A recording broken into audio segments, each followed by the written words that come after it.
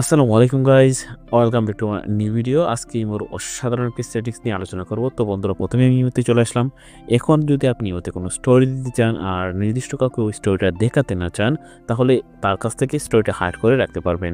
তো বন্ধুরা, আমি প্রথমে একটি ছবি বাছাই করে নেব। স্টোরি দেওয়ার জন্য আমি প্রথমে গ্যালারিতে চলে যাব। গ্যালারি থেকে একটি ছবি এখান থেকে বাছাই করে নেব। তো আমি এই ছবিটা বাছাই করে নিলাম। তারপর নিচের দিকে দেখেন একটি অপশন আছে এভরিওয়ান। এই অপশনটাতে ক্লিক করবেন।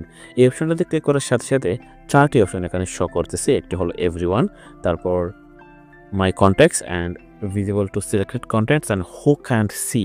তো আপনি যদি এভরিওয়ান এই অপশনটাতে ক্লিক করে স্টোরি দেন, তাহলে আপনার ইমোতে যত আইডিয়া আছে সবাই এই স্টোরিটা দেখতে পারবে। তারপর মাই কন্ট্যাক্টস এই অপশনটাতে ক্লিক করে যদি স্টোরি দেন, তাহলে আপনার ফোনে সেভ করা নাম্বারেই আপনার স্টোরিটা দেখতে পারবে। তারপর নিচের দিকে দেখেন আরেকটি অপশন আছে ভিজিবল টু সিলেক্টেড কন্টেন্টস। এই অপশনটাতে যদি ক্লিক করে আপনি স্টোরি দেন, তাহলে এখান থেকে আপনি যাদেরকে সিলেক্ট করবেন তারাই আপনার স্টোরিটা দেখতে পারবে, আর কেউ দেখতে পারবে না এখান থেকে। তো এভাবে সিলেক্ট করে যদি আপনি স্টোরি দেন, তাহলে আর এই মানুষগুলাই আপনার স্টোরিটা দেখতে পারবে, আর কেউ দেখতে পারবে না।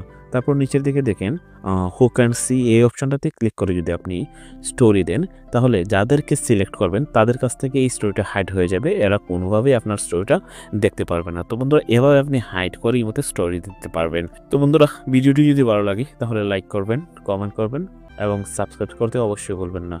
তো বন্ধুরা, এই ছিল মূলত আজকের ভিডিও। দেখা হবে পরের ভিডিওতে।